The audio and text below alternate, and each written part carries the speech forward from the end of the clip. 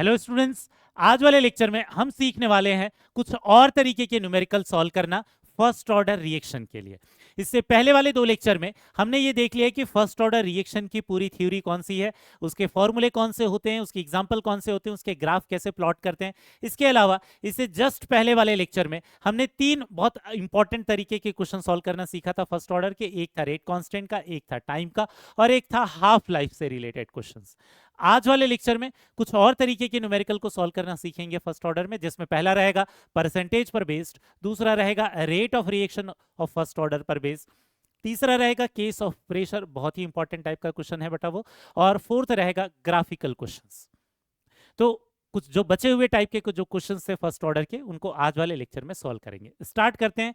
हम जो आज के लेक्चर में पहली चीज सीखने वाले हैं वो क्या है कि सेम अगर परसेंटेज रहता है फर्स्ट ऑर्डर में तो टाइम भी सेम लगता है। इसके कहने का मतलब क्या है, इससे पहले हम लोगों ने किसके लिए पढ़ा था, हाफ लाइफ के लिए रिलेशन पढ़ा था फर्स्ट ऑर्डर में, कि हर बार 50% होने के लिए उतना ही टाइम लगता है, हर बार 50% फिनिश होने के लिए उतना ही टाइम लगता है, या हर बार 50% रिमेनिंग होने के लिए उतना ही टाइम लगता है। तो ये वाला जो रूल है फर्स्ट ऑर्डर में, ये सिर्फ 50% के लिए नहीं है, ये सारे परसेंटेज के लिए है।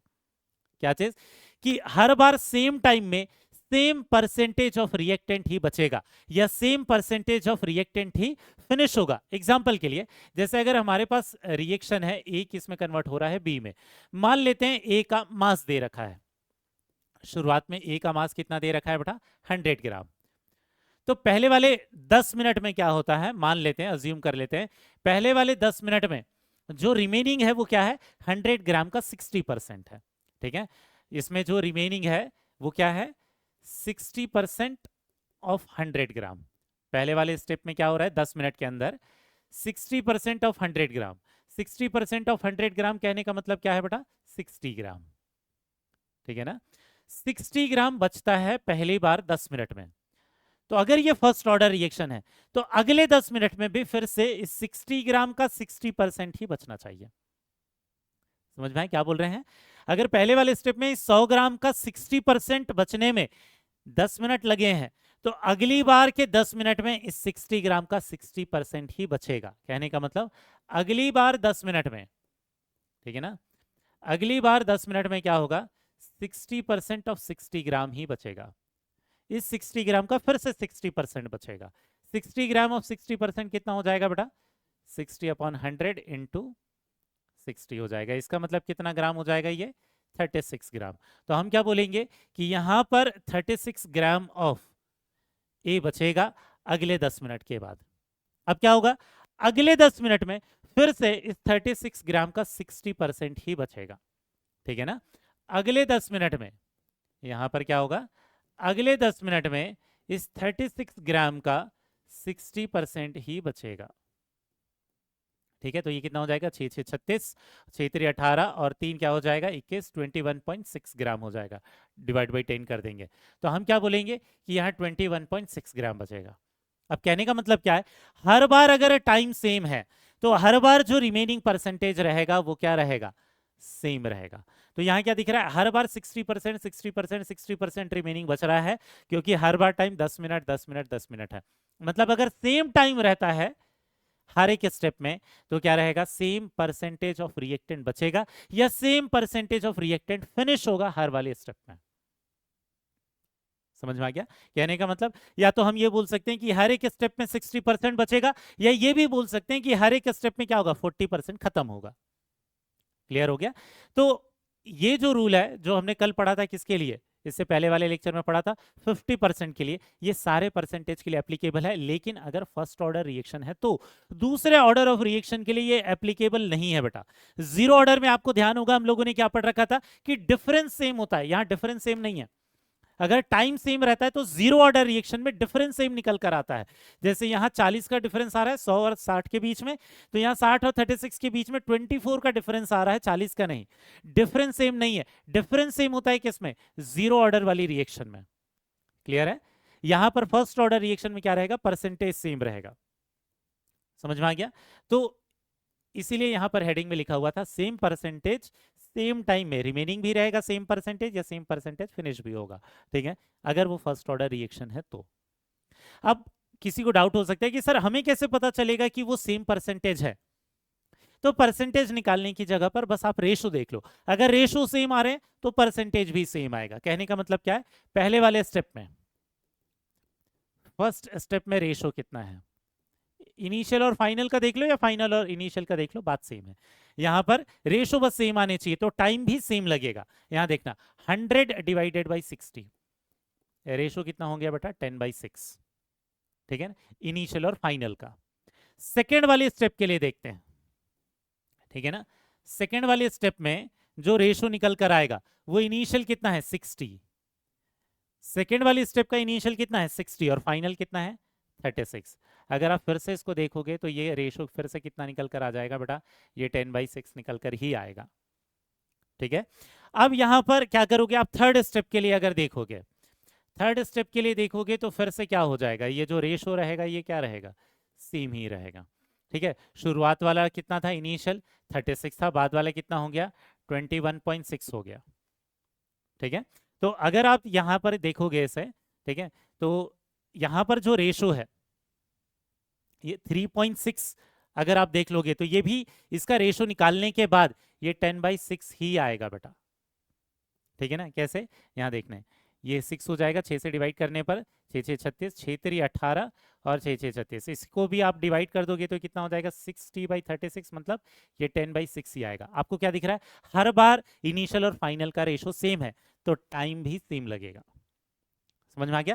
तो आपको ये परसेंटेज तो मैंने केवल समझाने के लिए बताया था, रूल समझाने के लिए, लेकिन आपको परसेंटेज निकालने की जरूरत नहीं है। और ऐसा नहीं है कि इस परसेंटेज को देखकर ही क्वेश्चन सॉल्व होंगे, लास्ट वाले लेक्चर में जो हमने फॉर्मूला पढ़ रखा है उस फॉर्मूले से भी क्वेश्चन सॉल्व हो जाते हैं, ये केवल उसका शॉर्टकट तरीका है सॉल्व करने का। अगर इनिशियल और फाइनल पॉइंट में चाहे मास ले लो या कॉन्सेंट्रेशन ले लो, कुछ भी ले लो, यहां पर रेशो अगर सेम है तो टाइम भी क्या लगेगा, सेम लगेगा बेटा, ठीक है। अब इसको समझाने के लिए इस चीज को यूज कैसे करना है, इस कंसेप्ट को यूज कैसे करना है, इसके लिए मैं एक क्वेश्चन करवा रहा हूं, लेकिन इस क्वेश्चन को हम दोनों तरीके से सॉल्व कर सकते हैं। पहले मैं वो तरीका बता रहा हूं जिसमें आपको ज्यादा दिमाग लगाने की जरूरत नहीं, कोई रेशो निकालने की जरूरत नहीं है। लास्ट वाले लेक्चर में जो हमने फॉर्मूला पढ़ रखा है उसी फॉर्मूले के बेसिस पर यह क्वेश्चन सॉल्व हो जाएगा, लेकिन इसको सॉल्व करने का एक शॉर्टकट तरीका भी है। तो अभी तक जो हमने प्रोसेस पढ़ रखा था, फॉर्मूला पढ़ रखा था, फॉर्मूले से इस क्वेश्चन को सॉल्व करके देखते हैं। क्वेश्चन क्या है, for a given reaction of first order it takes 20 minutes for the concentration to drop from 1 molar to 0.6 molar, ठीक है ना, for from 1 molar to 0.6 molar। आगे क्या बोल रहा है, the time required for the concentration to drop from 0.6 to 0.36 molar, ठीक है ना। तो ये बोल रहा है इनिशियल वाला टाइम दे रखा है 20 मिनट, बाद वाले के कॉन्सेंट्रेशन के चेंज के लिए टाइम पूछा है। तो इस तरीके के क्वेश्चन हमने पहले भी कर रखे हैं। अगर एक टाइम देकर दूसरा टाइम पूछा हुआ है तो दोनों का फॉर्मूला लिखो और दोनों को डिवाइड कर दो।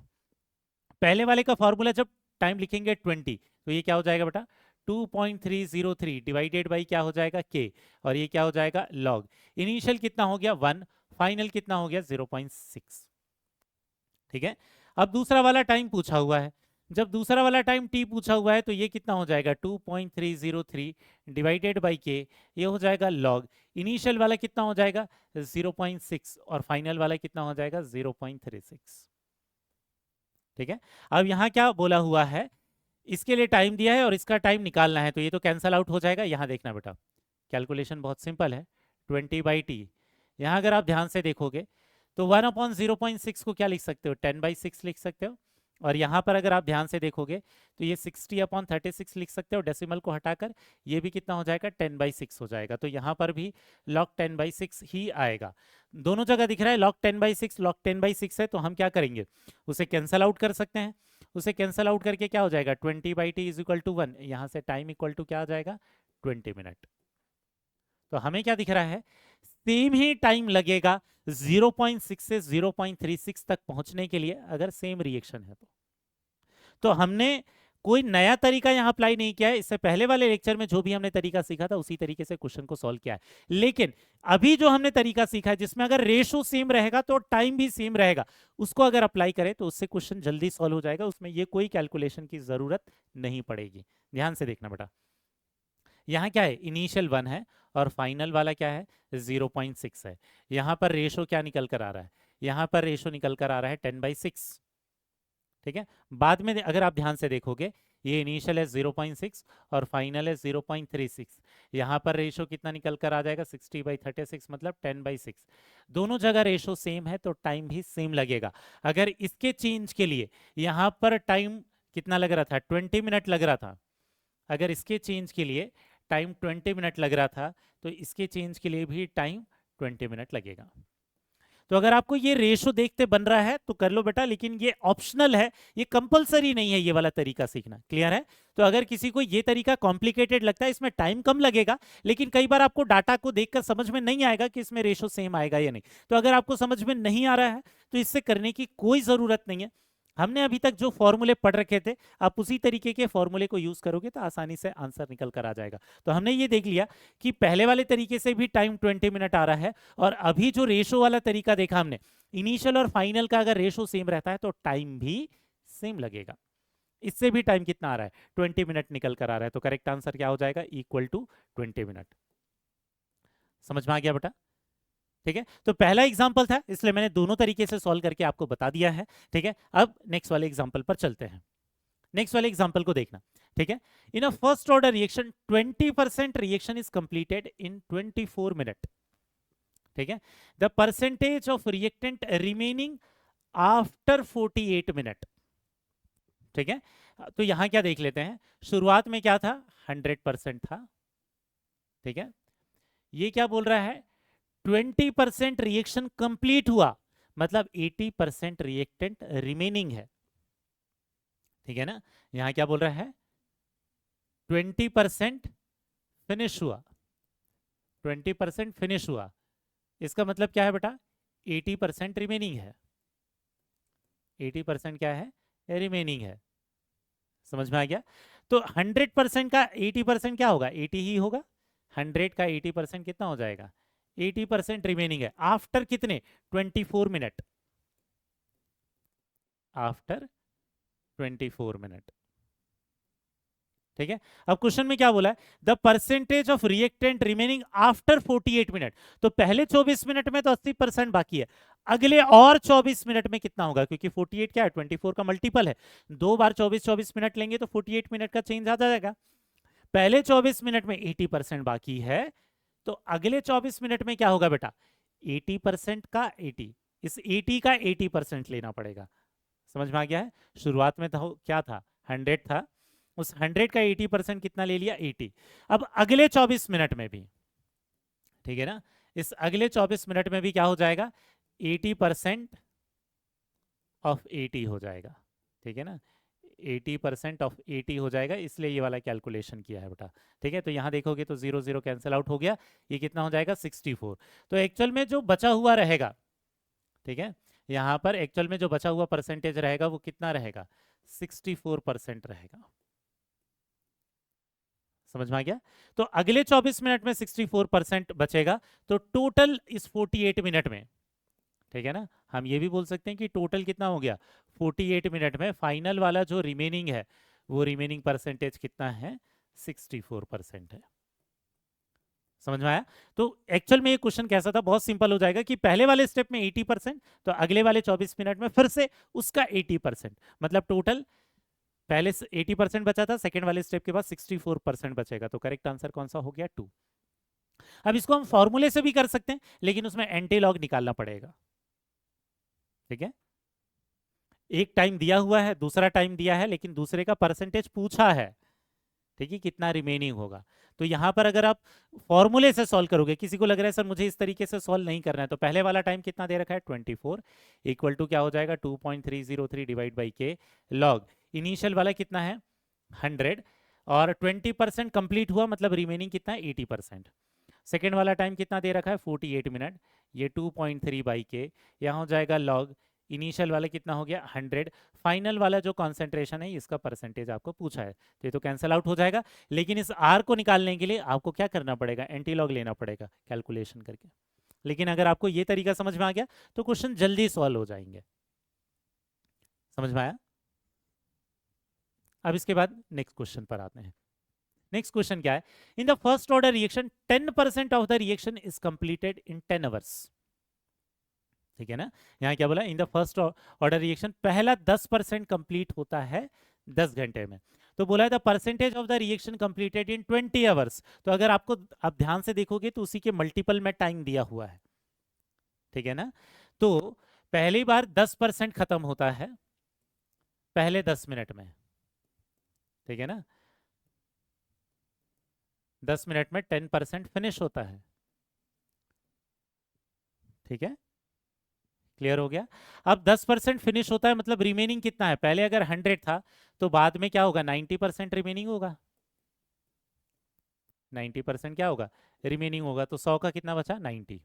अब अगले 10 मिनट में, 10 अगले 10 घंटे में, सॉरी ये 10 मिनट नहीं है, ये क्या है बेटा, 10 आवर्स है।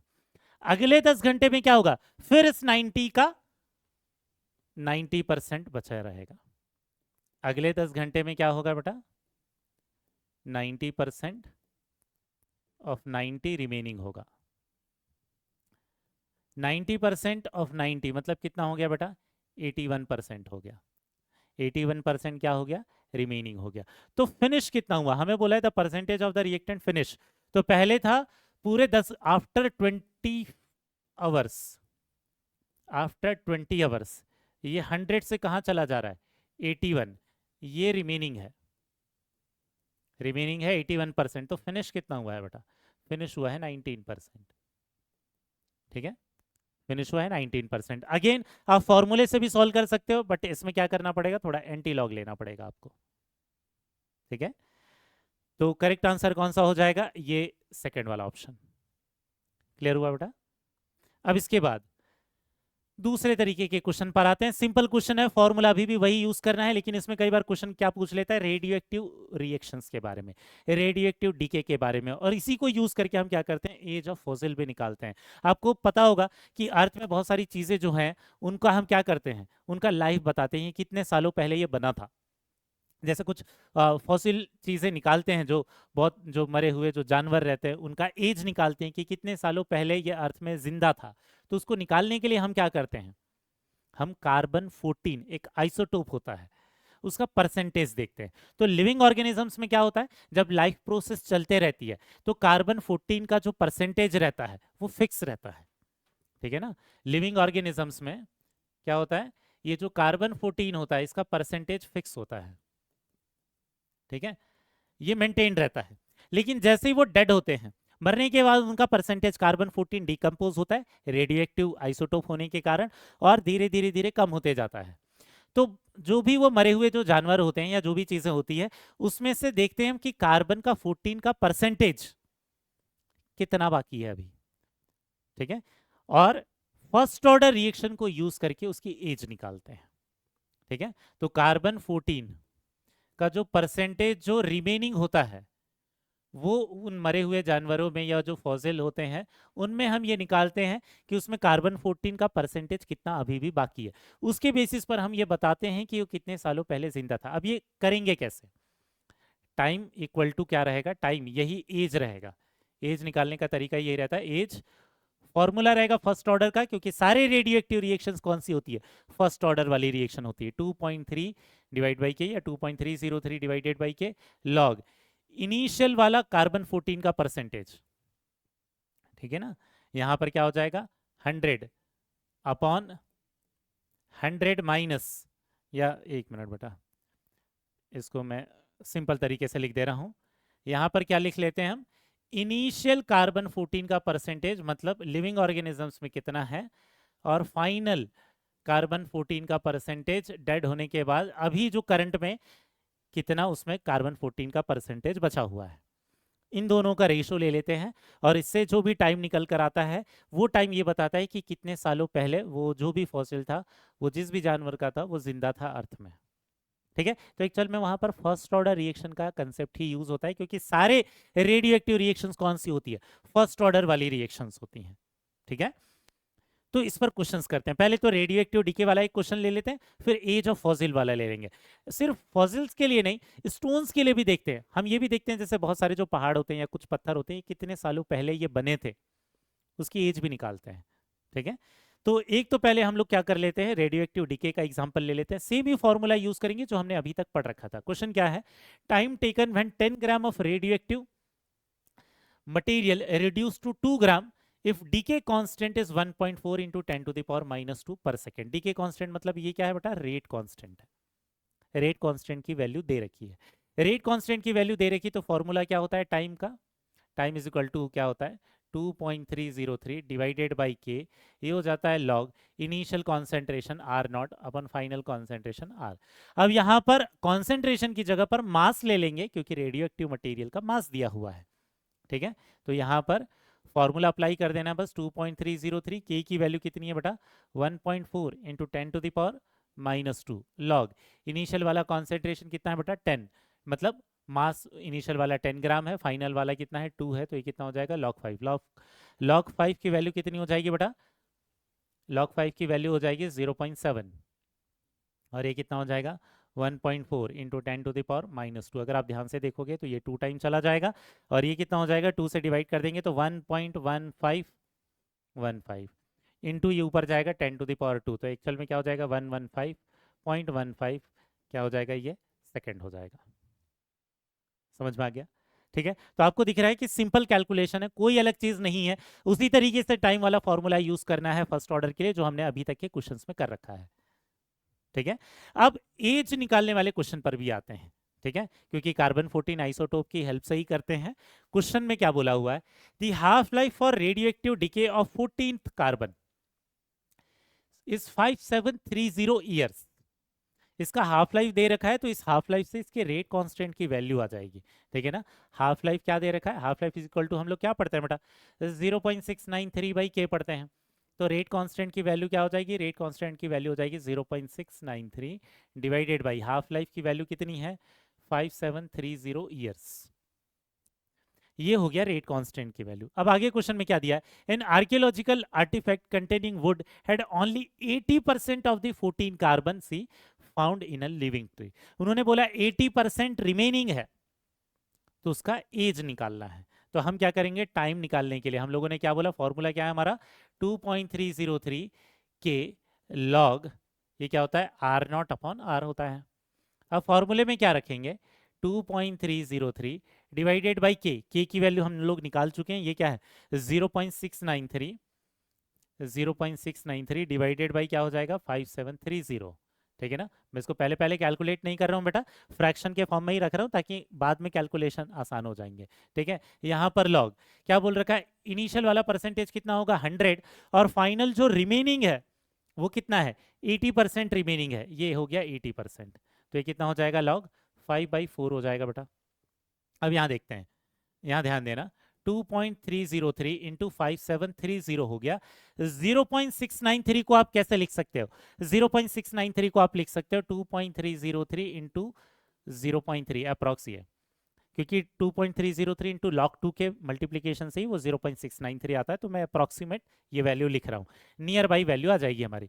यहाँ पर हम क्या कर देंगे log 5 माइनस log 4 कर देंगे, ठीक है ना। यहाँ देखना 2.303 से ये कैंसिल आउट हो गया, ये हो गया 5730 डिवाइडेड बाई क्या हो गया बेटा 0.3। यहाँ ब्रैकेट वाली वैल्यूज को देख लेते हैं, log 5 की वैल्यू कितनी होती है बेटा 0.7 होती है और log 4 की वैल्यू कितनी होती है 0.6 होती है, तो एक्चुअल में कितना हो जाएगा 0.1 आ जाएगा, ठीक है ना। तो ये 3 टाइम होगा और 3 से अगर इसको डिवाइड कर देंगे तो ये कितना हो जाएगा 1957 और 1 और ये 0 1900 ईयर के नियर बाई वैल्यू आएगी। अब एग्जैक्ट आंसर ये नहीं है क्योंकि हमने यहाँ थोड़ा बहुत अप्रोक्सीमेशन लिया है, 0.693 को मैंने केवल इंटू 0.3 करके लिखा है कैलकुलेशन इजी करने के लिए, लेकिन 1900 के सबसे नियर बाई आंसर कौन सा है बेटा 1845 ईयर्स। समझ में आया, थोड़ा बहुत एरर आएगा क्योंकि हम लोगों ने एग्जैक्ट कैलकुलेशन नहीं किए है। समझ में आ गया। तो इसी ये जो क्वेश्चन कराया है ये समझाने के लिए कराया है कि कैसे फर्स्ट ऑर्डर रिएक्शन के फॉर्मूले को यूज करके एज ऑफ फॉसिल्स निकालते हैं। समझ में आ गया बेटा। तो ये दूसरे तरीके का क्वेश्चन अब हम लोग ने देख लिया। अब इसके बाद हम चलते हैं किस पर, तीसरे तरीके के क्वेश्चन पर जिसमें हमें रेट निकालना होगा। अभी तक हम रेट कांस्टेंट और टाइम की ही बात कर रहे थे सारे क्वेश्चन में, लेकिन कई बार क्वेश्चन में आपको रेट निकालने के लिए भी बोल सकता है फर्स्ट ऑर्डर रिएक्शन में। एक एग्जांपल से लेते हैं, एक एग्जांपल लेकर मैं समझा रहा हूं, इससे आपको बहुत आसानी से समझ में आ जाएगा। क्वेश्चन क्या है, rate of first order reaction पूछा है when concentration of A is 0.1 molar and rate constant की वैल्यू कितनी दे रखी, 2 × 10⁻⁻5 पर सेकेंड। अब जब भी आपको क्वेश्चन में रेट पूछेगा बेटा, तो रेट का फॉर्मूला क्या हो जाएगा, रेट कांस्टेंट के into concentration of A into power 1। क्यों, क्योंकि फर्स्ट ऑर्डर रिएक्शन है, तो रिएक्टेंट का जो भी कॉन्सेंट्रेशन रहेगा उसकी पावर में क्या होना चाहिए, 1। अब यहां पर हम क्या करेंगे, वैल्यूज पुट अप कर देंगे। के की वैल्यू कितनी है, 2 × 10⁻⁻5। कॉन्सेंट्रेशन ऑफ ए कितना है बेटा, 0.1, मतलब 10⁻⁻1। ये कितना हो जाएगा, 2 × 10⁻⁻6 हो जाएगा। यूनिट क्या हो जाएगी, मोल पर लीटर पर सेकेंड। समझ में आ गया, तो रेट निकल कर आ गया। तो फॉर्मूला एकदम सिंपल होता है, लेकिन बच्चे कंफ्यूज क्यों हो जाते हैं, क्योंकि ज्यादातर टाइम हम फर्स्ट ऑर्डर वाले जितने भी क्वेश्चंस होते हैं उसमें रेट कांस्टेंट या टाइम वाले क्वेश्चन कर रहे होते हैं और रेट पूछ लिया होता है, लेकिन बच्चे निकाल कर लाते हैं रेट कांस्टेंट ही, और फिर ये समझ में नहीं आता कि क्वेश्चन में रेट कांस्टेंट दे रखा है, तो फिर हमें आंसर क्या करना है। एक्चुअल में रेट के लिए जब भी क्वेश्चन में रेट पूछा हुआ है तो आप एक्चुअल में क्या निकालोगे बेटा, रेट लॉ। रेट लॉ से रेट आएगा, और जो हमने फॉर्मूले जो डिराइव किए थे के वाला, उससे रेट कांस्टेंट आता है, ठीक है। लेकिन इस क्वेश्चन को ट्रिकी बनाने के लिए वो क्या करेगा, अभी वाला जो हमने पहला एग्जांपल लिया था इसमें तो रेट, ये कॉन्सेंट्रेशन भी डायरेक्टली दे रखा था, के भी डायरेक्टली दे रखा था, लेकिन कई बार वो क्वेश्चन को ट्रिकी बनाने के लिए क्या करेंगे, रेट कांस्टेंट आपको डायरेक्टली नहीं देंगे। हो सकता है कि क्वेश्चन में वो आपको क्या दे दे, हाफ लाइफ। फिर क्या करना पड़ेगा आपको, फर्स्ट ऑर्डर के लिए हाफ लाइफ से पहले आप क्या निकालोगे, रेट कांस्टेंट। इस रेट कांस्टेंट की वैल्यू को यहां पर पुट अप करोगे और उससे फिर रेट निकालोगे, ठीक है। या फिर क्वेश्चन में आपको कॉन्सेंट्रेशन ऑफ ए पहले निकालना पड़ेगा।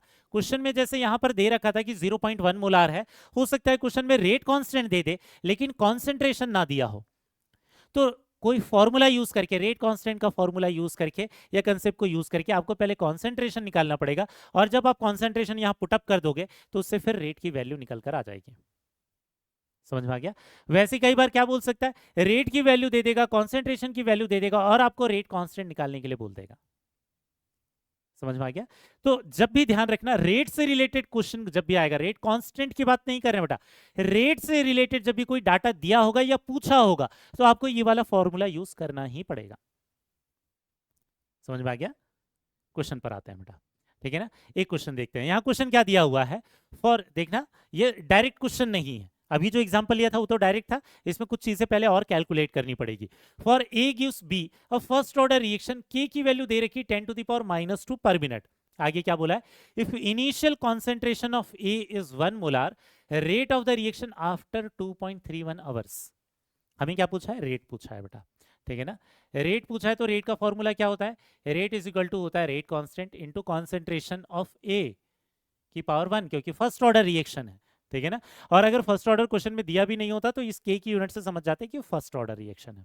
अब हमें रेट निकालने के लिए बोल रहा है, रेट कांस्टेंट दिया है लेकिन कॉन्सेंट्रेशन इन्होंने नहीं दिया है।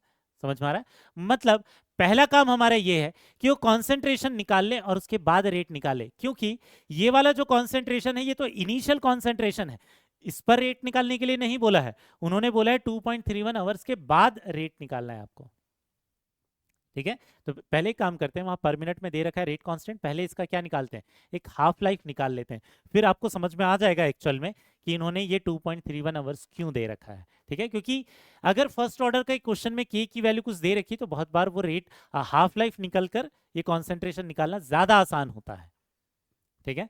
तो यहाँ देखना, ये हो जाएगा क्या चीज बेटा, के की वैल्यू कितना है 10⁻⁻2, तो हाफ लाइफ कितना होता है, होता है 0.693 डिवाइडेड बाई क्या होता है ये 10⁻⁻2 के, तो ये ऊपर जाएगा तो ये कितना हो जाएगा 69.3, लेकिन ये क्या हो जाएगा सेकंड, सॉरी सेकंड नहीं मिनट होगा, क्योंकि ये क्या था पर मिनट में था, ये मिनट।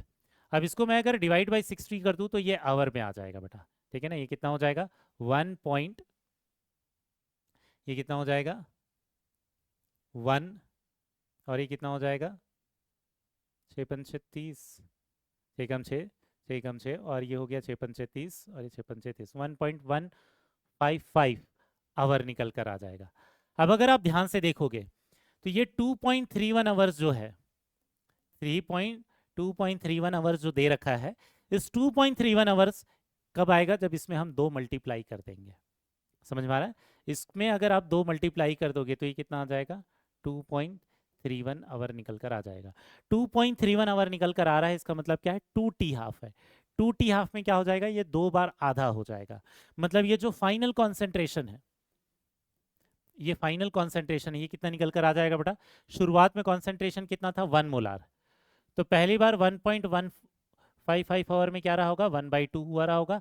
अगली बार 1.155 आवर में कितना रहा होगा? 1/4 कॉन्सेंट्रेशन रहा होगा। ठीक है ना? 1/4 कॉन्सेंट्रेशन रहा होगा। तो ये फाइनल कॉन्सेंट्रेशन निकल कर आ गया कितना? 1/4। अगर अब कॉन्सेंट्रेशन निकल कर आ गया तो हम रेट की वैल्यू निकाल सकते हैं। रेट की वैल्यू कितनी हो जाएगी बेटा? रेट कांस्टेंट की वैल्यू कितनी दे रखी है इन्होंने? पर मिनट में निकालने के लिए बोला है, तो पर मिनट वाला रेट कांस्टेंट यूज करना पड़ेगा। ये हो जाएगा 10⁻⁻²। और कॉन्सेंट्रेशन की वैल्यू कितनी है बेटा? 1/4। ये कितना हो जाएगा? 0.25 इंटू 10⁻², या इसको और क्या लिख सकते हैं? 2.5 इंटू 10⁻³ समझ में आया? तो 2.5 इंटू 10⁻³ करेक्ट आंसर कौन सा हो जाएगा बेटा? फोर्थ वाला ऑप्शन। क्लियर हुआ क्या क्वेश्चन? तो यहाँ क्वेश्चन बहुत ही इनडायरेक्टली पूछा हुआ था, डायरेक्टली हमें कॉन्सेंट्रेशन नहीं दिया था। तो हम लोगों ने क्या किया? रेट कांस्टेंट से पहले हाफ लाइफ निकाल लिया, और हमें समझ में आया कि ये 2t हाफ के बराबर आ रहा है। ये जो टाइम जो है 2.31 आवर, ये 2t हाफ के बराबर है। तो 2 बार हमने इस कॉन्सेंट्रेशन को आधा कर लिया, 1 से 1/2, 1/2 से 1/4। कॉन्सेंट्रेशन आ गया 1/4, तो रेट की वैल्यू निकल कर आ जाएगी। ठीक है? अब नेक्स्ट वाले क्वेश्चन पर आते हैं बेटा। ठीक है? नेक्स्ट क्वेश्चन क्या है? The rate of the first order reaction. Rate दे रखा है बेटा, रेट दे रखा है, मतलब रेट लॉ तो यूज करना ही पड़ेगा। आगे क्या बोला है? At 0.5 molar concentration of reactant, half life of the reaction पूछा है। रेट का फॉर्मूला हम लोगों ने क्या बोला? अगर फर्स्ट ऑर्डर रिएक्शन है तो रेट लॉ क्या रहेगा? K into concentration of A की पावर 1। यहाँ पर रेट की वैल्यू क्या दे रखी है? 1.5 इंटू 10⁻², ये K, और कॉन्सेंट्रेशन ऑफ ए की वैल्यू कितना है? 0.5। अब यहाँ रेट अगर दे रखा है तो पहले हम रेट कांस्टेंट निकाल लेंगे, और एक बार रेट कांस्टेंट आ जाएगा तो हाफ लाइफ का फॉर्मूला आपको पता है, 0.693/K से हाफ लाइफ निकल कर आ जाएगा। समझ में आया क्या? तो यहाँ दिख रहा है कि ये डायरेक्ट क्वेश्चन नहीं है, यहाँ 2 स्टेप में फिर से हमें सॉल्व करना पड़ रहा है। बट रेट लॉ यूज करना है, ये आपको पहले ही समझ में आ जाना चाहिए। जैसे आप यहाँ देखोगे कि रेट की वैल्यू दे रखी है, तो इस रेट से पहले रेट कांस्टेंट की वैल्यू निकालेंगे। K इज इक्वल टू कितना हो जाएगा बेटा? 1.5 इंटू 10⁻, ये हो जाएगा -2, डिवाइडेड बाई हो गया 0.5, तो ये कैंसिल आउट हो जाएगा, ये हो जाएगा 3, तो ये कितना हो जाएगा? 3 इंटू 10⁻² आ जाएगा। यूनिट क्या रह जाएगी? ये हो जाएगा पर मिनट। समझ में आ गया? तो रेट कांस्टेंट की वैल्यू हो गई 3 इंटू 10⁻²। इतना क्लियर हो गया? अब half life of the reaction पूछा हुआ है। Half life of the reaction पूछा है, तो हाफ लाइफ की वैल्यू कितनी निकल कर आ जाएगी बेटा? ये आ जाएगा 0.693 डिवाइडेड बाई K। ठीक है? बस यहाँ अब फॉर्मूला अप्लाई करना है। K की वैल्यू तो हम लोग निकाल ही चुके हैं, ये कितना है? 3 इंटू 10⁻²। ये 10⁻² ऊपर जाएगा तो 100 मल्टीप्लाई कर देंगे, वो हो जाएगा 69.3 डिवाइड बाई 3, ये कितना हो जाएगा? 23.1 मिनट। समझ में आ गया? ये आ गया 23.1 मिनट। करेक्ट आंसर कौन सा हो गया? ऑप्शन 2। क्लियर हुआ? अब इसके बाद नेक्स्ट क्वेश्चन देखना बेटा, बहुत ही यूनिक क्वेश्चन है क्योंकि डायरेक्ट क्वेश्चन नहीं है। ठीक है? थोड़ा सा ट्रिकी है। क्वेश्चन क्या बोल रहा है? The rate of first order reaction is 0.04 मोल पर लीटर एट 10 मिनट एंड 0.03 मोल पर litre at 20 minute after initiation. Find the half life of the reaction. इतना तो आपको समझ में आ गया होगा कि हमें हाफ लाइफ निकालने बोल रहा है पहले वाले क्वेश्चन की तरह, मतलब पहले हमें रेट कांस्टेंट चाहिए।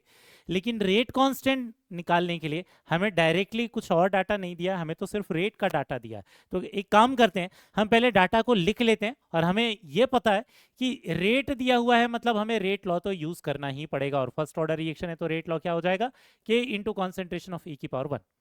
अब यहाँ ध्यान देना, रेट जो दिया हुआ है पहले बार में वो कितना दे रखा है? 0.04 मोल पर लीटर पर मिनट दे रखा है, और K into concentration of A not ले लेते हैं इसे। ये कौन से वाले टाइम पर है? Time t is equal to 10 minute पर है। ठीक है? वैसे आपको क्या दिखाई देगा? दूसरे वाली कंडीशन में क्या दे रखा है कि 0.03 है रेट की वैल्यू, ये क्या हो जाएगा? K into concentration of A, ये फाइनल हो गया। ये टाइम की वैल्यू यहाँ कितनी दे रखी है? जब टाइम की वैल्यू थी 20 मिनट। अब अगर आप ध्यान से देखोगे तो यहाँ एक्चुअल में क्या कर रहा है बेटा, वो यहाँ के से के कैंसल आउट हो जाएगा। रेट का जो रेशो रहेगा वही ए नॉट और ए का रेशो रहेगा, ठीक है ना। वही किसका रहेगा, ये रेशो कितना आ रहा है 4/3, ए नॉट बाई ए का रेशो रहेगा। और अगर कॉन्सेंट्रेशन का रेशो दिया है तो यहाँ बीच में जो टाइम लग रहा है वो टाइम कितना है बेटा, 10 मिनट है। 10 मिनट से लेकर 20 मिनट के बीच में कितना टाइम लग रहा है, 10 मिनट लग रहा है। इस 10 मिनट में ये इनिशियल कॉन्सेंट्रेशन हो गया और ये फाइनल कॉन्सेंट्रेशन हो गया, दोनों का रेशो हो गया। और अगर दोनों का रेशो में पता चल गया तो हम रेट कांस्टेंट निकाल सकते हैं। फॉर्मूला क्या है हमारे पास, k is equal to 2.303 divide by time T, log हम क्या लिखते हैं, इनिशियल कॉन्सेंट्रेशन। इनिशियल कॉन्सेंट्रेशन क्या लिखते हैं, R naught by R, final concentration. तो आर नॉट बाई आर को यहाँ क्या लिख देंगे, A naught by A F. तो वही जो रेशो है वो कितना दे रखा है, 4/3 दे रखा है। तो रेट कांस्टेंट यहाँ से निकल कर आ जाएगा 2.303। लेकिन टाइम की वैल्यू कितनी लेंगे बेटा, 10, क्योंकि दोनों पॉइंट के बीच में कितना टाइम लगा है, 10 मिनट लगा है, ठीक है ना। तो ये 10 मिनट हो जाएगा, ये हो जाएगा लॉग और ये हो जाएगा 4/3। लॉग 4/3 को हम क्या लिख देंगे, log 4 माइनस log 3 लिख देंगे। log 4 की वैल्यू कितनी होती है, ये होती है 0.6। log 3 की वैल्यू कितनी होती है, ये होती है 0.48। तो दोनों का डिफरेंस कितना आ जाएगा, 0.12, ठीक है ना। तो ये कितना हो जाएगा 2.303 इंटू 0.12 डिवाइडेड बाई कितना आ जाएगा बेटा, ये 10। ये आ गई k की वैल्यू, ठीक है ना।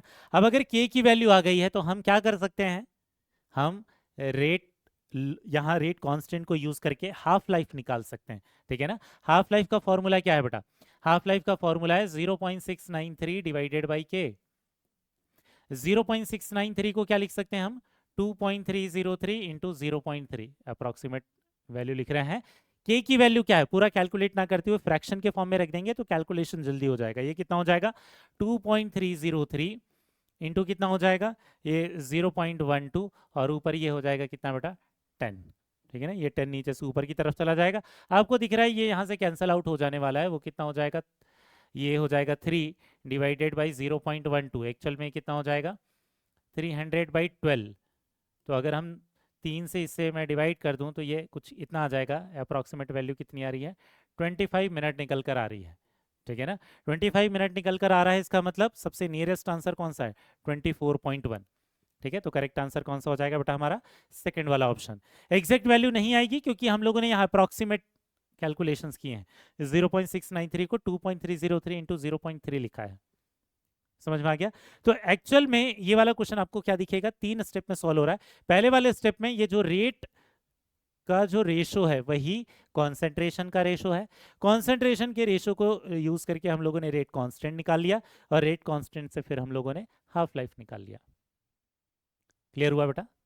अब ये तीसरे तरीके के न्यूमेरिकल क्वेश्चन को हमने सॉल्व करना सीख लिया। अब इसके बाद आते हैं जो कि हमारे लिए बहुत बहुत बहुत इंपॉर्टेंट है, और ये क्या है, केस ऑफ प्रेशर। क्योंकि ये एग्जांपल एनसीईआरटी ने भी दे रखा है, तो और इसको सीखने के लिए आपको लिए बहुत ज्यादा क्योंकि प्रैक्टिस चाहिए, तो हम इसमें काफी सारे क्वेश्चंस लेने वाले हैं बेटा, ठीक है। अब ये जो केस ऑफ प्रेशर है, इसका मतलब क्या है, इस क्वेश्चन में होता क्या है, कोई एक रिएक्शन दी हुई रहती है और इस रिएक्शन में आपको प्रेशर दिया रहता है, लेकिन वो प्रेशर सिर्फ रिएक्टेंट का नहीं होता, वो रिएक्टेंट और प्रोडक्ट सबका प्रेशर होता है, ठीक है। अगर सबका प्रेशर है तो उसको हम फॉर्मूले में नहीं रख सकते। फॉर्मूले में क्या रख सकते हैं, initial concentration upon final concentration बोला था, वैसे initial pressure upon final pressure की वैल्यू रख सकते हैं।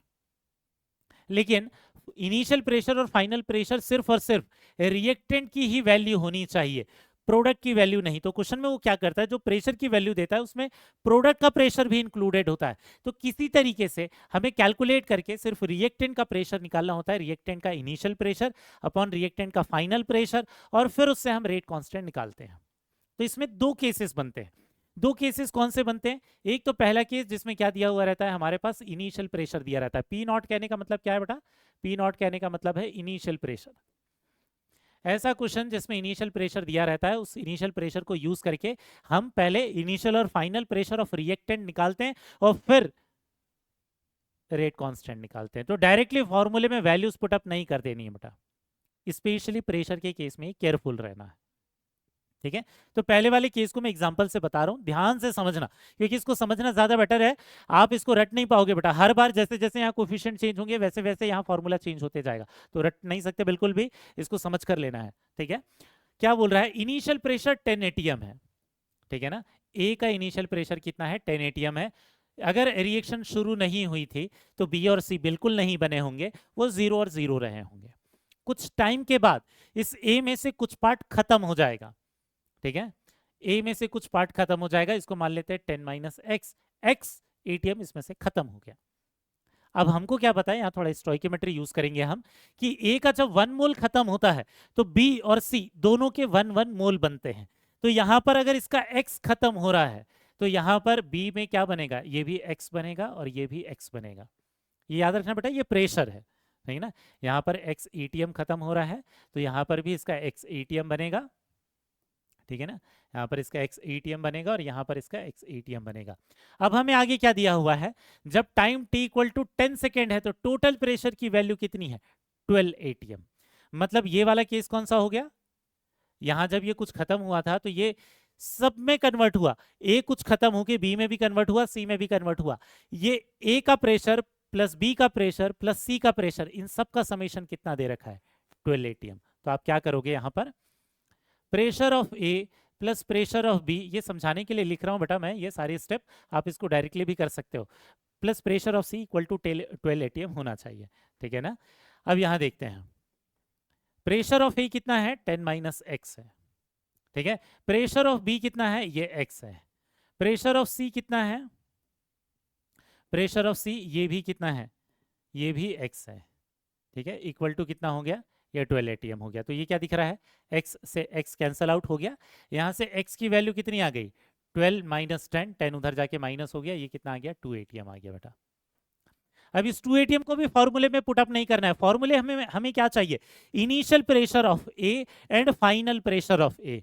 इनिशियल प्रेशर तो ये हो गया, फाइनल प्रेशर ये निकालना पड़ेगा, ठीक है ना।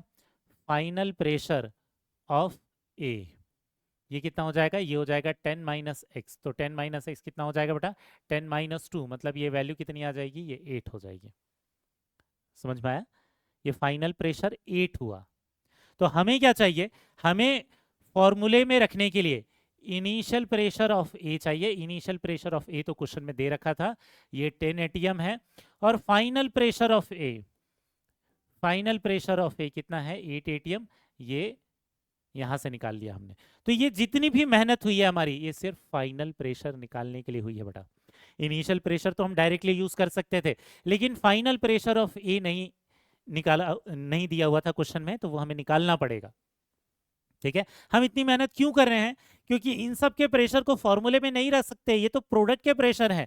फॉर्मूले में क्या होता है, initial concentration of reactant, final concentration of reactant, या फिर initial pressure of reactant, final pressure of reactant. सिर्फ और सिर्फ रिएक्टेंट का ही इनिशियल और फाइनल प्रेशर रख सकते हैं, तो फाइनल प्रेशर निकालना जरूरी है ये, ठीक है। अब हम क्या करेंगे, रेट कांस्टेंट निकाल लेंगे। रेट कांस्टेंट पूछा हुआ था, ठीक है ना बेटा, यहां से रेट कांस्टेंट निकाल लेते हैं। रेट कांस्टेंट का फॉर्मूला क्या होता है, 2.303 डिवाइडेड बाई टाइम टी, ये होता है log initial pressure of A P naught of A upon final pressure of A P F of A. यहाँ गलती से 12 नहीं रख देना बेटा, ठीक है।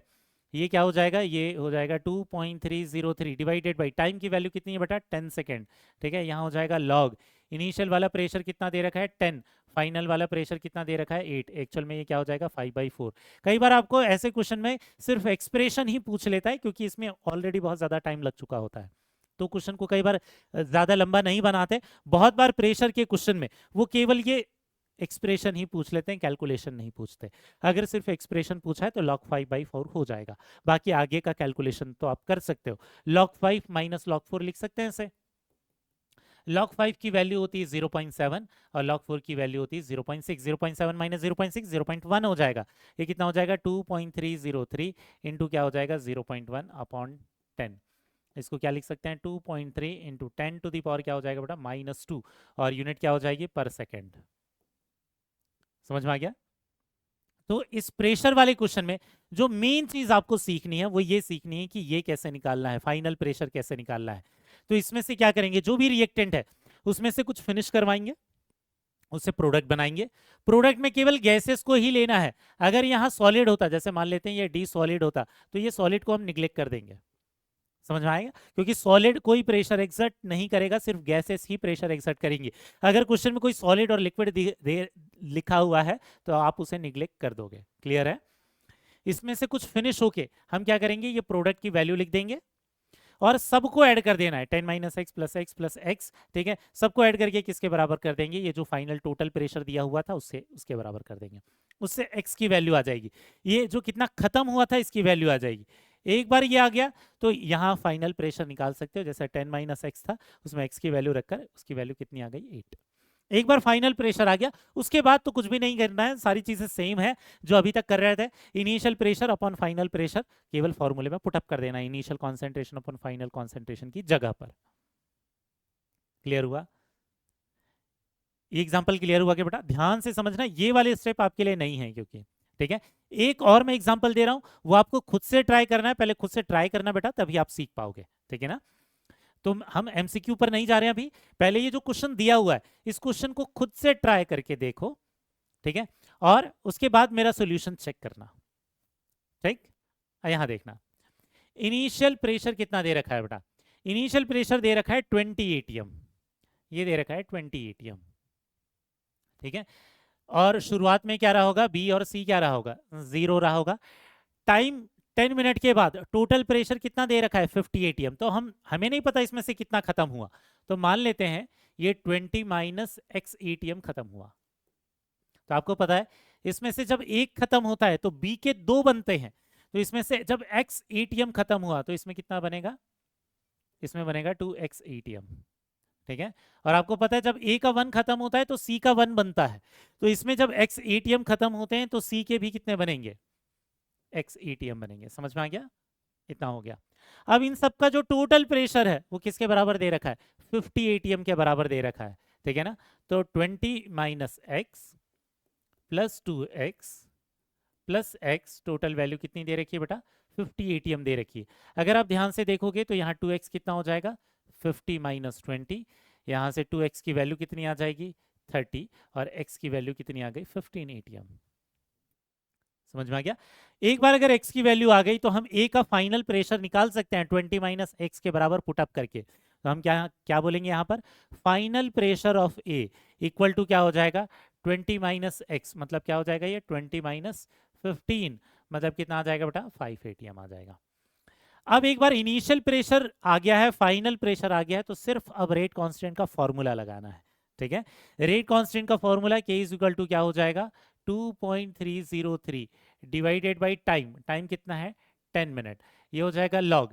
इनिशियल प्रेशर कितना दे रखा था बेटा 20, और फाइनल प्रेशर कितना दे रखा था बेटा 5, ये कितना हो जाएगा log 4। अगर आपको एक्सप्रेशन पूछा तो सिर्फ log 4 करके छोड़ देना है, अदरवाइज इसकी वैल्यू बस आप कैलकुलेट कर लेंगे। 2.303 log 4 की वैल्यू कितनी होती है बेटा, 0.6 डिवाइडेड बाई क्या हो जाएगा ये 10, ठीक है। 6 से मल्टीप्लाई कर देते हैं, ये हो जाएगा 6 3 18, 6 3 18 की 8, 2 6 दूनी 12 और ये 14 हो जाएगा। कितना हो जाएगा 1.4818, और ये डिवाइडेड बाई 10, तो एक्चुअल में कितना हो जाएगा बेटा ये 0.148 यूनिट क्या हो जाएगी पर मिनट।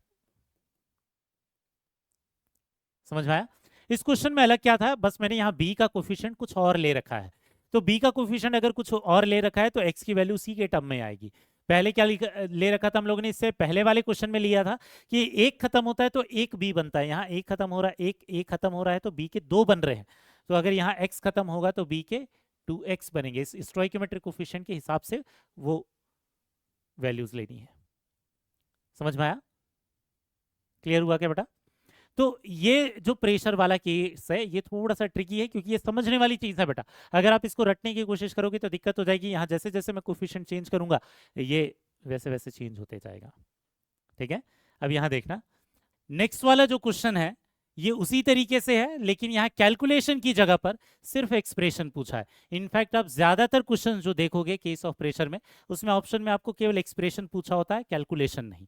केवल वो जो शुरुआत वाला जो पोर्शन है कैलकुलेशन वाला, केवल उतना पार्ट आपको करना है। अब यहाँ क्वेश्चन देखना बेटा, क्वेश्चन क्या बोला है, for a first order gas phase reaction, यहाँ सारी ही चीजें गैसेस दी हैं, अगर इसमें कोई सॉलिड और लिक्विड होता तो हम उसे निग्लेक्ट कर देते। क्या बोला है, P not be initial pressure of A and P T the total pressure at time T, मतलब जो अभी तक हम वैल्यूज निकाल रहे थे उस वैल्यूज की जगह पर इन्होंने केवल नोटेशंस दे रखे हैं।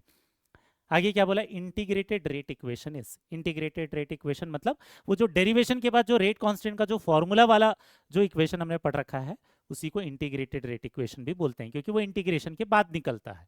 ठीक, अब यहाँ पर रिएक्शन कौन सी है, ए गैस जो है ये कन्वर्ट हो रहा है किसमें, 2B गैस में और C गैस में, सारी चीजें गैसियस हैं। अब इनिशियल प्रेशर कितना दे रखा है बेटा, P नॉट, तो इनिशियल वाला कितना हो गया, ये P नॉट, शुरुआत वाला B भी 0 होगा, C भी 0 होगा, क्योंकि प्रोडक्ट तो बना नहीं है। एट टाइम T पर कितना दे रखा है, टोटल प्रेशर, तो हम मान लेते हैं कि इसमें से फिनिश कितना हुआ, X, ठीक है ना। ए में से क्या, P नॉट जो भी था उसमें से X खत्म हुआ। अब हमें पता है कि A का जब 1 मोल खत्म होता है तो B के 2 मोल बनते, C के 1 बनते हैं, मतलब इसके X से ये B के कितने बनेंगे, 2X बनेंगे, 2 गुना ज्यादा होगा, ये उतना ही है, इसका कोफिशिएंट 1 है, उसका भी कोफिशिएंट 1 है, तो इसका X खत्म होगा तो इसका भी X बनेगा। ठीक है, अब क्या हो जाएगा, इन सबको अगर ऐड कर देंगे तो टोटल प्रेशर के बराबर हो जाएगा, P not minus X plus 2X plus X। ए का भी प्रेशर, बी का भी प्रेशर, सी का भी प्रेशर, इन सब को ऐड कर दें तो टाइम टी पर जो टोटल प्रेशर है वो कितना है बेटा, पीटी। इससे एक्स की वैल्यू निकल कर आ जाएगी, क्या, ये माइनस एक्स और ये एक्स कैंसल आउट हो गया, 2x की जो वैल्यू है ये क्या है, पीटी माइनस पी नॉट है। अब यहाँ पर जो x की वैल्यू होगी ये हो जाएगी PT minus P not divided by 2 हो जाएगा, समझ में आ गया। अब ये x की वैल्यू आ गई, एक बार अगर x की वैल्यू आ गई तो इनिशियल प्रेशर तो पता था, फाइनल वाले प्रेशर का भी एक्सप्रेशन निकल कर आ जाएगा, ठीक है ना। यहाँ पर देखना बेटा, एक मिनट, ये जो फाइनल वाला जो प्रेशर है, फाइनल प्रेशर ऑफ ए, ये क्या है, ये है पी नॉट माइनस एक्स, तो ये कितना हो जाएगा, ये हो जाएगा पी नॉट माइनस, ये हो जाएगा P T minus P not divided by 2। ठीक है, अब इसको अगर सॉल्व कर लेंगे तो ये कितना आ जाएगा, ये आ जाएगा 2 P not minus P T plus P not divided by 2, ये निकल कर आ गया। ठीक है, इसी को और क्या लिख सकते हैं, 3 P not minus P T divided by 2 लिख सकते हैं। तो ये फाइनल प्रेशर का एक्सप्रेशन आ गया, इनिशियल प्रेशर कितना है, पी नॉट। अब हम रेट कांस्टेंट का एक्सप्रेशन लिख सकते हैं, रेट कांस्टेंट का एक्सप्रेशन क्या हो जाएगा बेटा, यहाँ पर ध्यान देना, k इज इक्वल टू क्या हो जाएगा, 2.3 बाई टी, ये हो जाएगा लॉग, इनिशियल प्रेशर कितना है, पी नॉट, फाइनल वाला प्रेशर कितना है बेटा, 3 P not minus P T divide by 2। ठीक है, ये कितना है, 3 P not minus P T ये डिवाइडेड बाई 2, 2 क्या होगा, ऊपर की तरफ चला जाएगा तो ये क्या हो जाएगा, 2.3 बाई टी, या हो जाएगा लॉग। ठीक है, ये 2 ऊपर चला जाएगा तो ये क्या हो जाएगा, 2 P not divided by 3 P not minus P T. Question समझ में आया, यहां कैलकुलेशन नहीं पूछा था, केवल इनिशियल प्रेशर और फाइनल प्रेशर का एक्सप्रेशन देकर, पी नॉट और पीटी देकर इस रेट कांस्टेंट का एक्सप्रेशन पूछा हुआ था आपसे। समझ में आया बेटा, करेक्ट आंसर कौन सा दिख रहा है, सेकेंड वाला ऑप्शन ही है, आई थिंक ये जो सेकेंड वाला ऑप्शन है ये करेक्ट हो जाएगा बेटा। क्लियर हुआ क्या, तो इस तरीके के क्वेश्चन ज्यादा बनते हैं प्रेशर वाले केसेस में। समझ में आ गया, ये तीसरा एग्जांपल हम लोगों ने देख लिया। अब क्वेश्चन पर आते हैं, नेक्स्ट क्वेश्चन क्या है, सिमिलर क्वेश्चन है लेकिन कैलकुलेशन का है, बस आपको ध्यान रखना है किस पर, यूनिट पर। यहाँ मिनट में दिया हुआ है टाइम, लेकिन यहाँ रेट कांस्टेंट की जो यूनिट दी हुई है वो पर सेकेंड में, खुद से ट्राई कर लेना बेटा। उसके बाद यहाँ पर मैं जो सोल्यूशन करा रहा हूँ उसे देखना। क्वेश्चन में क्या बोला हुआ है, for the first order reaction A gives 2b plus C. ध्यान रखना है, हर बार जब रिएक्शन दी हुई है, ठीक है ना, तो हर बार जब रिएक्शन दी हुई है तो इनकेस कहीं सॉलिड तो नहीं दिया है, ये चीज चेक करना है। जैसे यहाँ क्वेश्चन में अगर सॉलिड दिया भी रहता तो हम उसको कंसिडर नहीं करते। ठीक है, आगे क्या बोला है, the initial pressure is 90 mm Hg, P naught दे रखा है, द प्रेशर आफ्टर 10 मिनट is found to be 180 mm Hg। तो इनिशियल और फाइनल प्रेशर दे रखा है और रेट कांस्टेंट की वैल्यू बोला है, लेकिन यहाँ रेट कांस्टेंट पर सेकंड में निकालना है तो उस 10 मिनट को सेकंड में कन्वर्ट करना पड़ेगा आपको। ठीक है, तो पहले तो इनिशियल और फाइनल प्रेशर निकाल लेते हैं। ये ए जो है ये किस में कन्वर्ट हो रहा है बेटा, 2b में और सी में। मैं गैस नहीं लिख रहा हूं, वो तो क्लियरली आपको दिखाई दे रहा है, तीनों चीजें गैसियस है। इनिशियल वाला प्रेशर कितना दे रखा है, 90 mm ऑफ Hg दे रखा है, ठीक है ना, ये दे रखा है 90 mm ऑफ Hg। शुरुआत में बी और सी दोनों का ही प्रेशर क्या रहा होगा, 0 रहा होगा। अब इसमें से क्या होगा, टाइम 10 मिनट के बाद इसमें से कुछ खत्म हो जाएगा, 90 माइनस एक्स।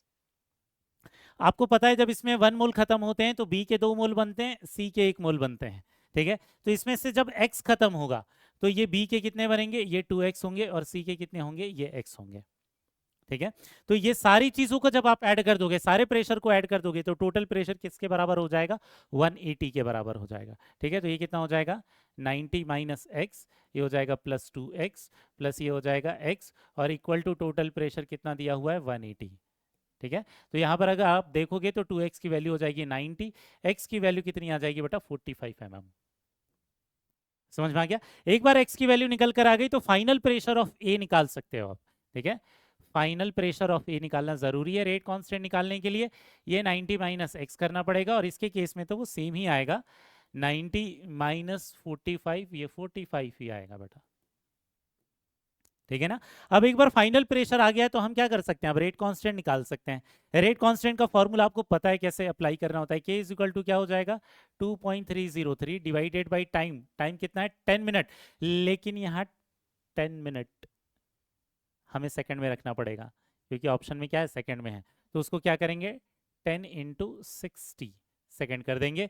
यहाँ हो जाएगा लॉग। इनिशियल वाला प्रेशर कितना है बेटा? 90। फाइनल वाला प्रेशर कितना दे रखा है बेटा? ये दे रखा है 45। ये कितना हो जाएगा? ये 2। लॉग 2 की वैल्यू कितनी हो गई? लॉग 2 की वैल्यू हो जाएगी 0.3। यहाँ देखना, ये हो जाएगा 2.303 इंटू ये हो जाएगा 0.3 डिवाइडेड बाई ये हो जाएगा 10 इंटू ये 60। ये 0.3 को और क्या लिख सकते हो बेटा? ये हो जाएगा 2.303, ये 3 डिवाइडेड बाई ये हो जाएगा 10, ये हो जाएगा 60, और ये हो जाएगा 10, डेसिमल हटा के इसको मैंने क्या कर दिया? 20। 2 से इसको डिवाइड कर देता हूं मैं, ये कितना हो जाएगा? 1.15। तो अगर आप ध्यान से देखोगे तो 1.15 नीचे क्या है? 10 10 10, कितना हो जाएगा? 10 टू द पावर -3 पर सेकेंड आ जाएगा। करेक्ट वाला ऑप्शन कौन सा दिखाई दे रहा है आपको? फर्स्ट वाला ऑप्शन हमारा करेक्ट है। ठीक है, तो आपको दिख रहा है हमने अभी तक जो कैलकुलेशन किए थे कुछ वैसा ही है, थोड़ा अलग बस क्वेश्चन में क्या किया था उन्होंने, मिनट को किस में दे रखा है? यहाँ पर टाइम की यूनिट मिनट में दे रखी है, लेकिन रेट कांस्टेंट की यूनिट में पर सेकंड है, तो उसे सेकंड में कन्वर्ट करना जरूरी है। ठीक, इसके बाद एक क्वेश्चन और है बेटा, ये खुद से ट्राई करना, फिर इसके दूसरे केस पर जाएंगे हम लोग। ठीक है, दो क्वेश्चन और करेंगे, लेकिन मेन कैलकुलेशन वाला क्वेश्चन ये है। यहाँ क्या बोल रहा है? In the first order reaction C2H4O gas, CH4 gas, CO gas, सारी चीजें गैसेस हैं। क्या बोल रहा है? The initial pressure of C2H4O is 80 mm and the total pressure at the end of 20 minutes is 120 mm. Calculate the half life. तो पहले हमें रेट कांस्टेंट निकालना पड़ेगा, उसके एक स्टेप आगे भी जाना पड़ेगा हाफ लाइफ निकालने के लिए। खुद से कर पाओगे क्या बेटा? ट्राई करते हैं। यहाँ क्या हो जाएगा? ये हो जाएगा C2H4O, ये बना रहा है CH4 प्लस CO। तो यहाँ इनिशियल प्रेशर कितना दे रखा है? 80। ये शुरुआत में क्या रहा होगा? 0 और 0। इसमें से क्या हो जाएगा? ये x खत्म हो जाएगा, इसमें से ये x बनेगा, और इसमें से ये x बनेगा। अब ये क्या हो जाएगा? ये 80 minus x plus x plus x. ये जो समेशन है, ये समेशन कितना दिखाई दे रहा है? 120 mm दिखाई दे रहा है। ठीक है, तो ये हो जाएगा 120 माइनस, और ये हो जाएगा, ये x की वैल्यू कितनी हो जाएगी? 120 में से जब ये 80 जाएगा तो ये कितना हो जाएगा? x की वैल्यू कितनी हो जाएगी? 40 हो जाएगी। समझ में आ गया? अब ये x की वैल्यू अगर 40 आ गई तो हम फाइनल प्रेशर निकाल सकते हैं।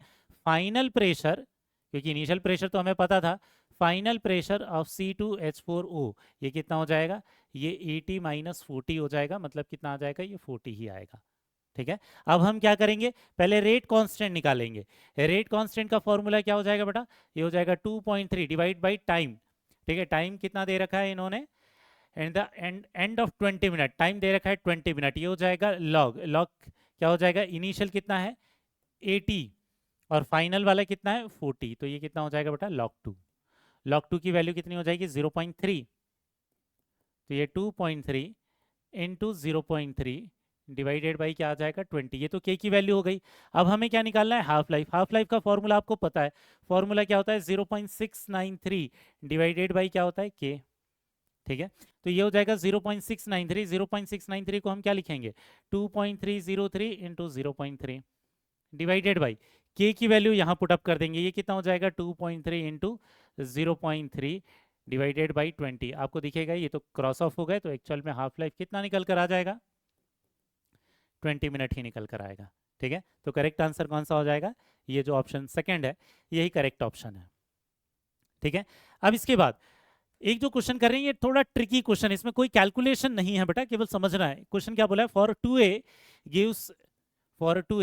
gives B gas plus 3C gas. Pressure of A at time t equal to 0 is 500 mm.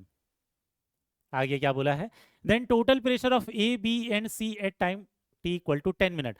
कुछ भी नहीं दे रखा है, लेकिन ऑप्शन ऐसे दे रखे हैं कि हम डायरेक्टली आंसर ला सकते हैं. कैसे? यहां पर मान लेते हैं कि time t is equal to 10 minute पर इसमें से x खत्म हुआ होगा.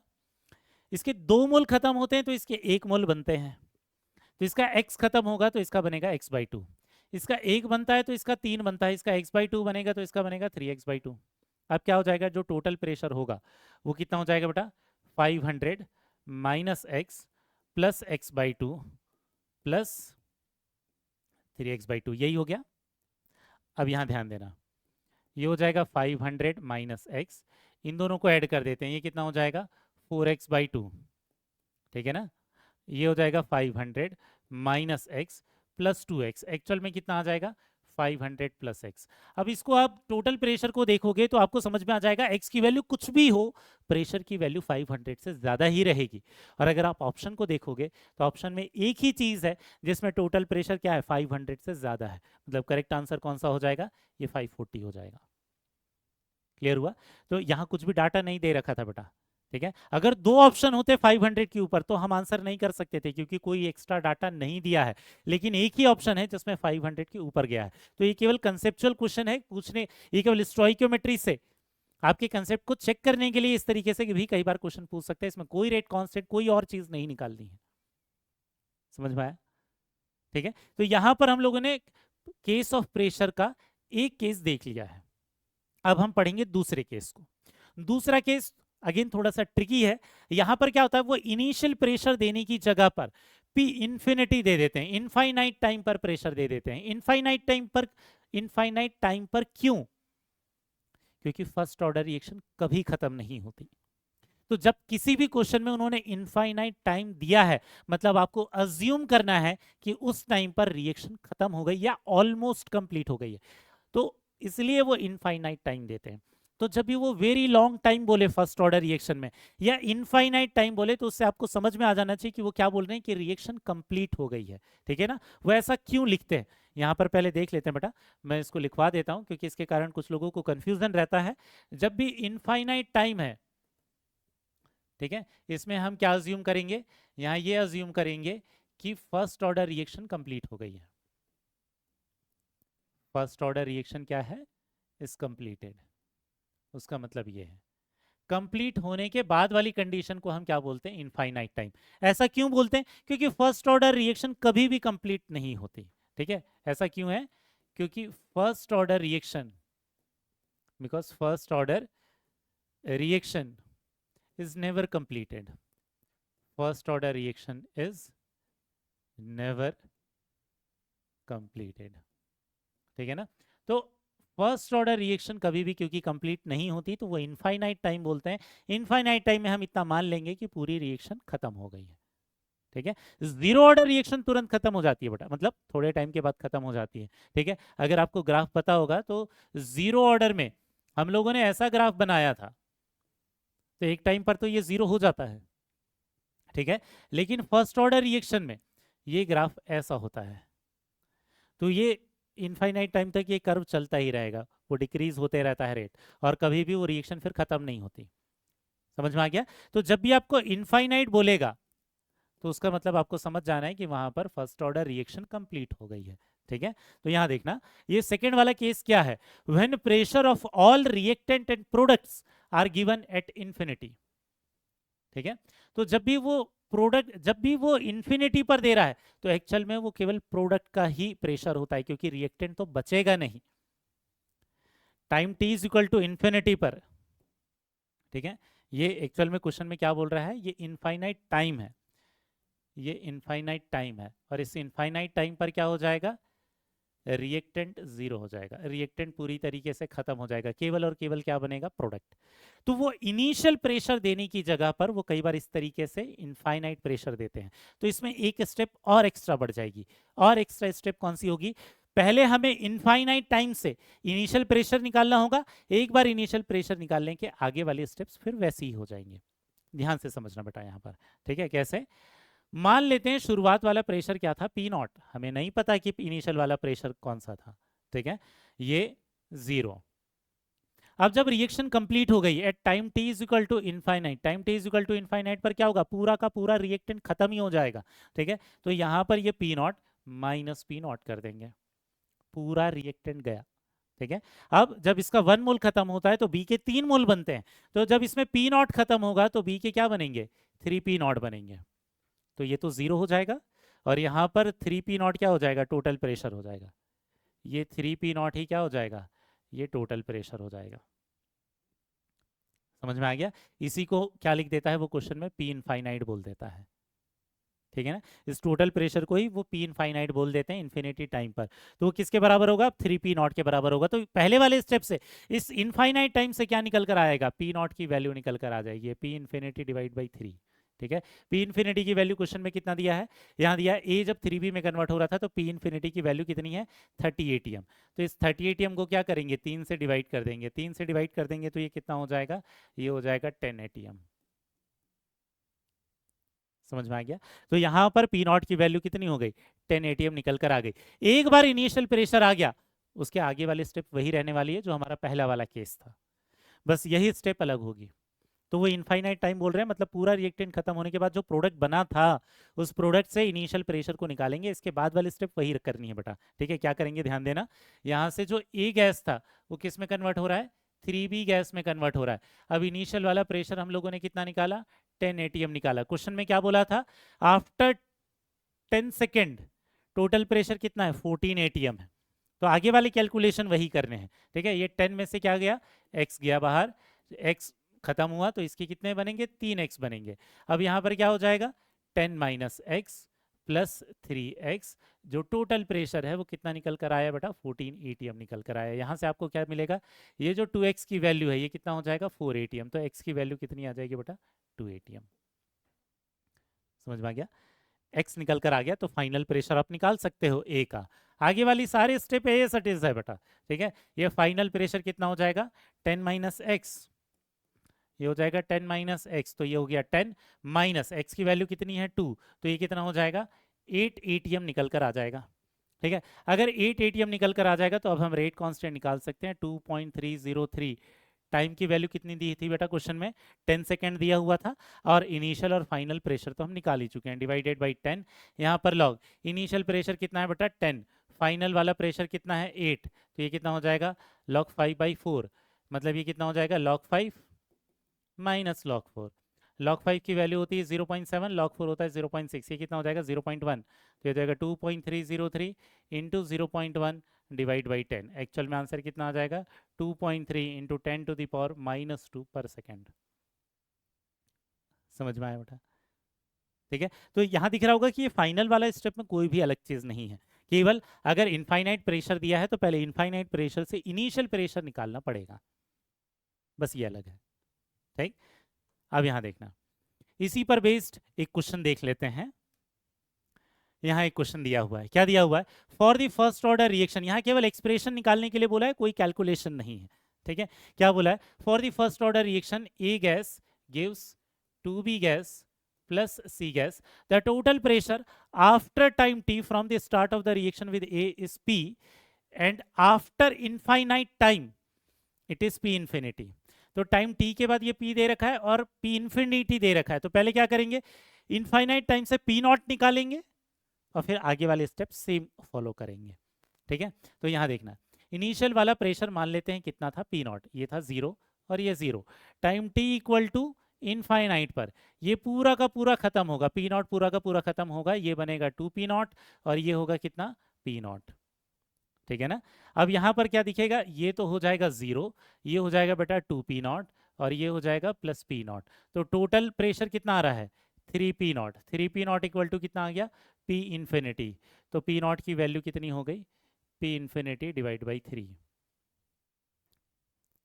क्लियर हुआ, ठीक है। ये तो हो गया पहला वाला step.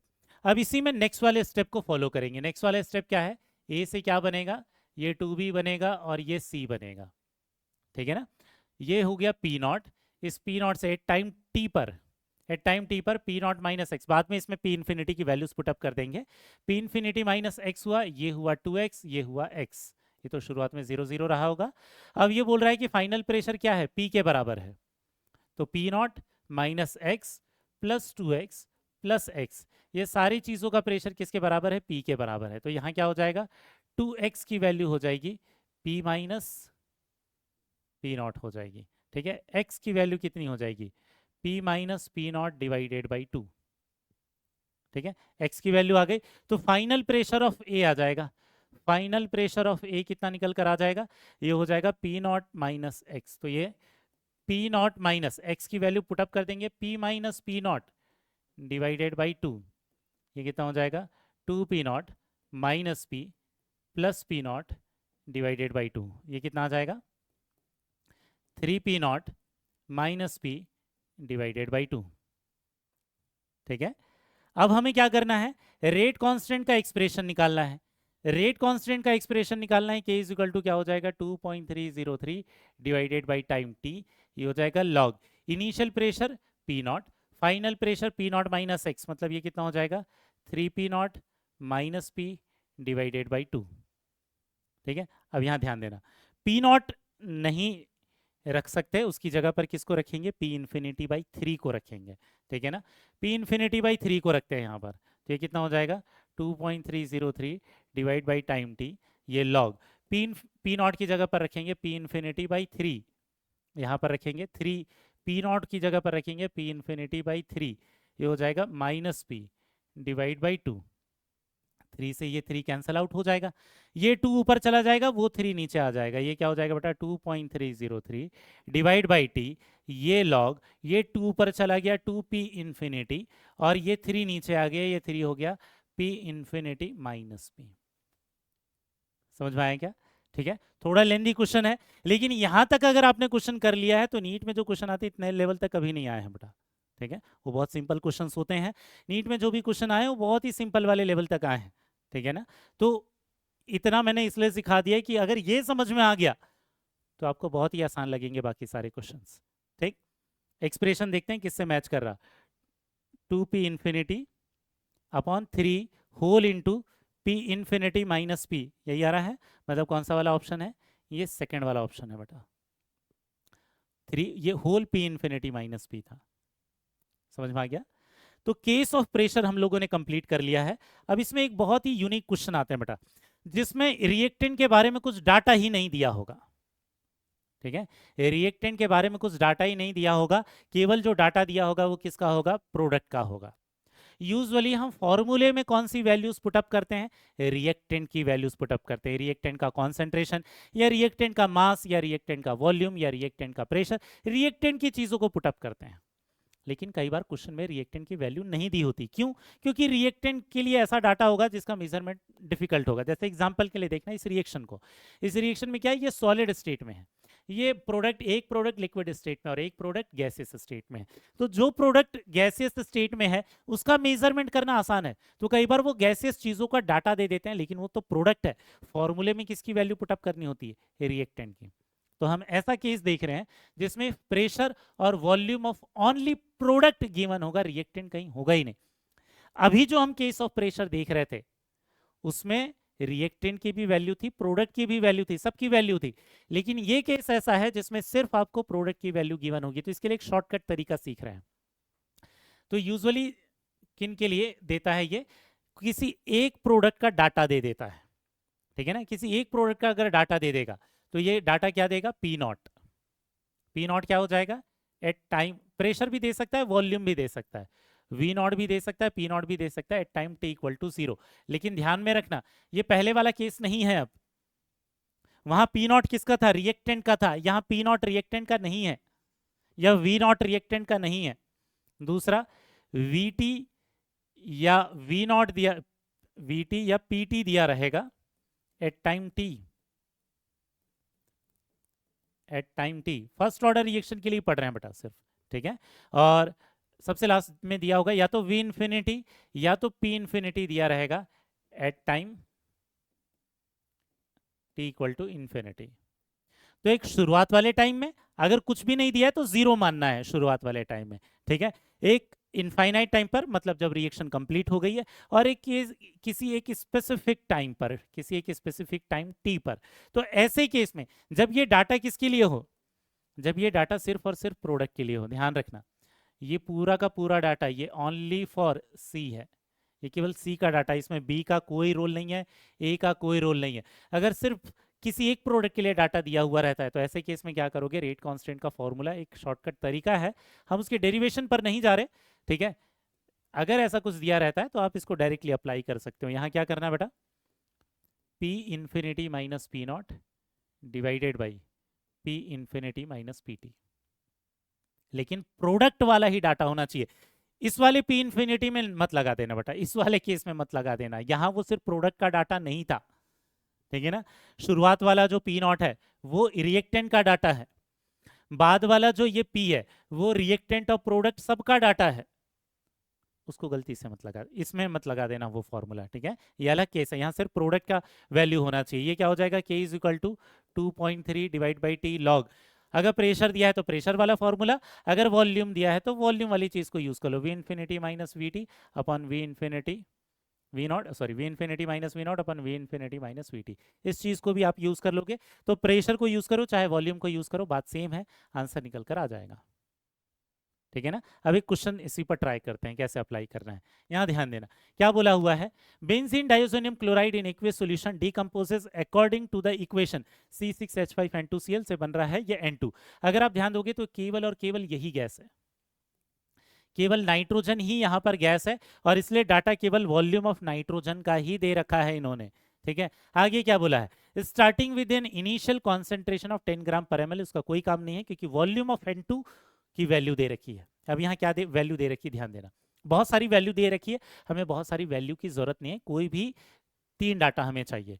Time t equal to 0 पर कुछ भी डाटा नहीं दिया है, ठीक है ना। अगर आप ध्यान से देखोगे तो टाइम t इक्वल टू 0 पर कुछ भी डाटा नहीं दिया है तो वॉल्यूम ऑफ N2 क्या मान लोगे, 0।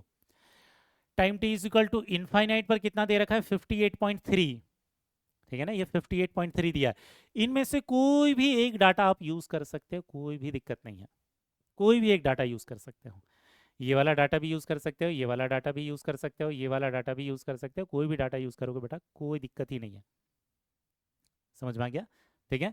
अब हम क्या करेंगे देखना, यहां पर क्योंकि वॉल्यूम दे रखा है और ये वॉल्यूम ऑफ N2 दे रखा है, तो वॉल्यूम ऑफ N2 क्या है, ओनली प्रोडक्ट की वैल्यू, ओनली प्रोडक्ट की वैल्यू, तो फॉर्मूला रेट कांस्टेंट का कौन सा यूज करेंगे हम, 2.303 divide by time T log, यहाँ वॉल्यूम दे रखा है तो फॉर्मूला यूज करेंगे V infinity minus V naught upon V infinity minus V T, ये हो जाएगा 2.303 डिवाइडेड बाई, ठीक है ना, डिवाइडेड बाई टाइम, टाइम कौन सा लेंगे, इसमें से जिस वीटी को लेंगे उसी को लेना पड़ेगा, ठीक है ना। तो इसमें से कौन सी वैल्यू को ले लेते हैं बेटा, कौन सी वैल्यू आपके लिए आसान रहेगी, ये इसको ले लेते हैं, ठीक है, 19.3 को ले लेते हैं। तो यहाँ पर टाइम कितना है, 6 मिनट है, तो ये 6 रख देते हैं, ये हो जाएगा लॉग वी इन्फिनिटी कितना है, 58.3। मैंने इसे क्यों लिया, क्योंकि माइनस 19.3 करने के बाद इंटीजर नंबर आ जाएगा, ठीक है, माइनस 19.3, सॉरी ये वी नॉट इनिशियल वाले टाइम पर कितना है, 0, बाद में क्या हो जाएगा ये 58.3 वी इन्फिनिटी माइनस वीटी कितना है 19.3, 19.3, बस अब इसको कैलकुलेट करना लेना है, रेट कांस्टेंट आ जाएगा, ठीक है। तो ये क्या हो जाएगा 2.303 डिवाइड बाई 6, लॉग कितना हो जाएगा, ये हो जाएगा 58 डिवाइडेड बाई 58 माइनस 19.3 कितना हो जाएगा बेटा, अगर इसको आप डिवाइड करोगे तो ये माइनस 19 करने के बाद कितना हो जाएगा, 0, 18 में से 9 गया, ये 9, और ये हो जाएगा 39, ठीक है। तो अगर आप अप्रॉक्सीमेट कैलकुलेशन देखोगे तो ये कितना हो जाएगा, 19 दूनी 38, 19 तिया 57, ठीक है। मैं इसे 3/2 अज्यूम कर रहा हूँ, एक्चुअल में तो ये 38 और वो 57 रहता, ठीक है, तो एग्जैक्टली 3/2 आता, बट ठीक है अप्रॉक्सीमेट कैलकुलेशंस कर रहे हैं हम केवल, ठीक है। तो ये हो जाएगा 2.3 डिवाइड बाई 6, लॉग 3 की वैल्यू कितनी होती है बेटा 0.48, और लॉग 2 की वैल्यू कितनी होती है 0.3, तो ये कितना हो जाएगा 0.18, 6 से इसको अगर मैं डिवाइड कर दूं तो ये हो जाएगा 0.03, अब यहाँ मल्टीप्लाई कर दूं उसे तो कितना हो जाएगा बेटा, 3 3 9, 3 दूनी 6, और ये कितना हो जाएगा 0.069 यूनिट क्या हो जाएगी पर मिनट। समझ में आ गया? तो आपको दिख रहा है कैलकुलेशन कोई ज़्यादा ट्रिकी बात नहीं है, थोड़ा बहुत अप्रॉक्सीमेशन हम यूज़ कर सकते हैं। लेकिन आपको यहाँ क्या दिख रहा होगा कि कैलकुलेशन करते समय इतना सारा डाटा दे सकता है, लेकिन सारे डाटा की जरूरत नहीं, कोई भी एक डाटा लेकर आप कैलकुलेशन कर सकते हो जो भी आपको ठीक लगे। ठीक है, लेकिन ध्यान रखना इस केस को तभी अप्लाई करना जब यहाँ केवल और केवल प्रोडक्ट का वॉल्यूम दिया था यहाँ पर, और केवल N2 का दिया था, बाकी किसी चीज़ की वैल्यू नहीं दे रखी है, तभी इसको अप्लाई करना है।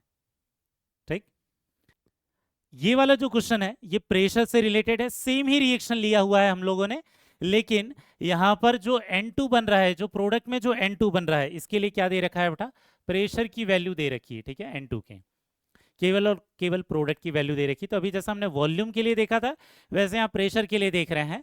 यहाँ टाइम t इक्वल टू 0 पर, time t equal to 20 second पर, और इसके 20 मिनट पर, और इनफाइनाइट टाइम पर प्रेशर दे रखा है। अब ऐसे केस में अगर हमें रेट कांस्टेंट निकालना रहा तो हम फॉर्मूला क्या यूज करेंगे, 2.303 डिवाइड बाई टी, ये हो जाएगा लॉग, ये क्या हो जाएगा p infinity minus P not divided by क्या हो जाएगा, p infinity minus P T हो जाएगा बेटा।